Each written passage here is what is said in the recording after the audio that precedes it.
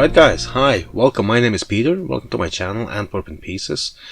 Now what are we going to do here on this channel? We're going to be building a city in Lego. Which city? Well, the name kind of already gave it away, it's going to be Antwerp.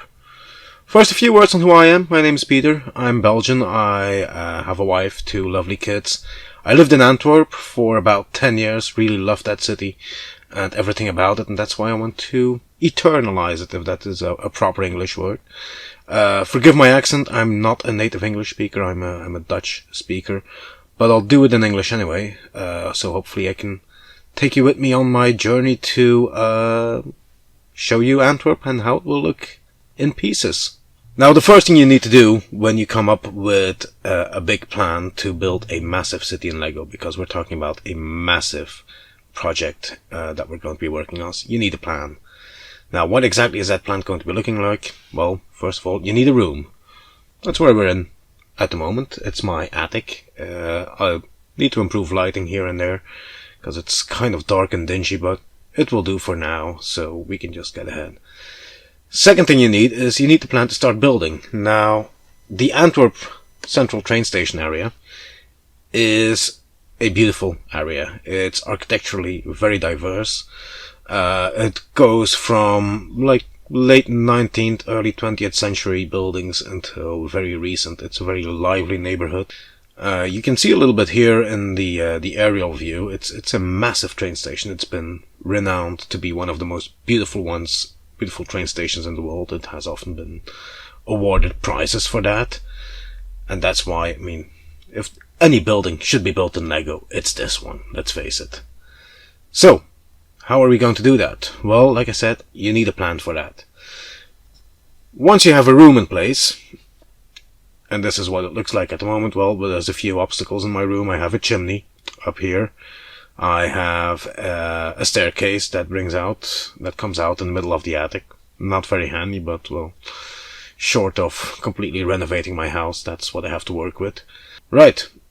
Obviously, I have a ton of Lego to build a city. You can see some of them in the cabinets behind me here. It's all like lax cases with all these boxes. They are sorted by color and part.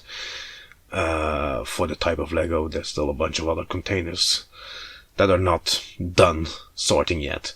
For that, I put in a couple of cabinets here to sort everything out and to have everything in place, as you can see here. And the big great chunk that just appeared on the screen there is the table. That should already be covering a big chunk of the city, at least for the first couple of years. We'll be having plenty of time and work with this.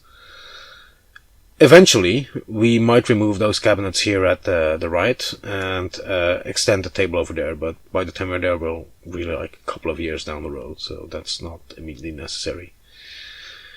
Okay, so we have a bunch of Lego, we have a very big table. How are we going to go about it? Well, we'll start off by this area here in the top right corner.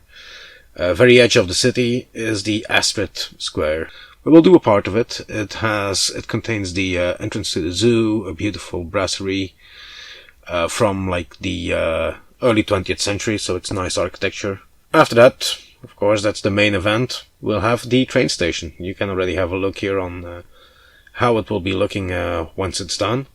That is going to be taking up pretty much everything from that mark down, all the way down to the edge of the screen. In front of the train station, there is a beautiful shopping street called the Keizerlei. We're going to be building a part of that one as well, because, well, okay, building a train station is fun, but in the end we're city builders. We want to build a city and have that city looking fabulous. One of the main things you need for a city is a shopping street. One of the things that always bothers me with city builders is, okay, so they have this small town square and then it's surrounded by a police station and a fire station and a hospital and a number of businesses, but nobody actually lives there. So they're just building one-off shops and lots of public services for inhabitants. I want to avoid that. So yes, all these buildings, the ground floors obviously will be shops because it's a shopping street. All the upper floors will be will have a full interior and will contain apartments for people who actually live in the city. So we have the shopping street in front of the train station. Now another part that we have is the Chinatown area. There is an actual Chinatown area. You can see a picture of it.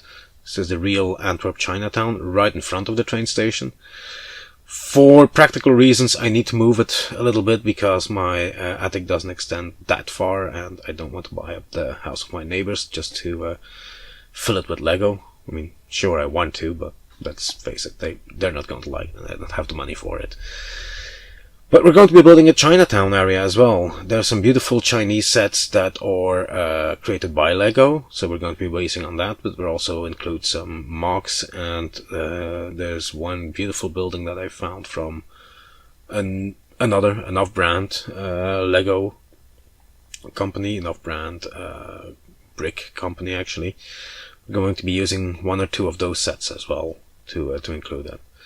And when I talk about sets, you'll be noticing I have only a very, very limited number of sets that I will be using in the city.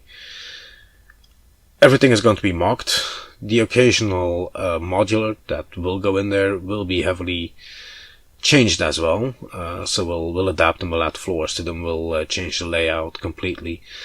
Although, people will still recognize, for instance, the diner as the diner, but it's not going to be the same diner as you have in retail. Everything else I'm aiming for mocks as much as possible.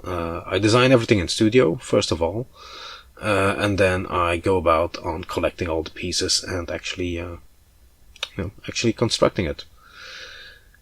Right, so we have a Chinatown area that's covered as well. All of this will take us the better part of 2 or 3 years. So a few years down the line, we might extend the table, like I said earlier, to that lower right section as well and take out the cabinets with my sorted Lego.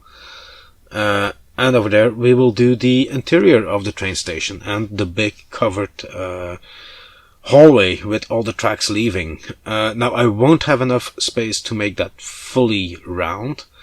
However, I am confident with the measurements I made that I can cut it in half and do a cross section of it.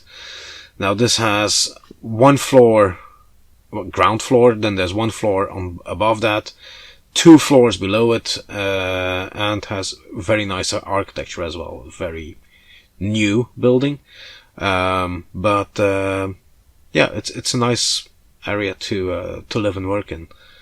I actually work for the railway company, not in this station, but I go there quite often. I used to take the train there every morning, and I always adored visiting that train station. So this is pretty much what the big plan is and how we will go about on building Antwerp in pieces. That's it for my first video. Now you have a good idea of what we will be doing, so stick around because there will be more videos coming up on how we go about planning a Lego room, and obviously lots of updates on buildings. So stick around, hope to see you on the next video. Bye!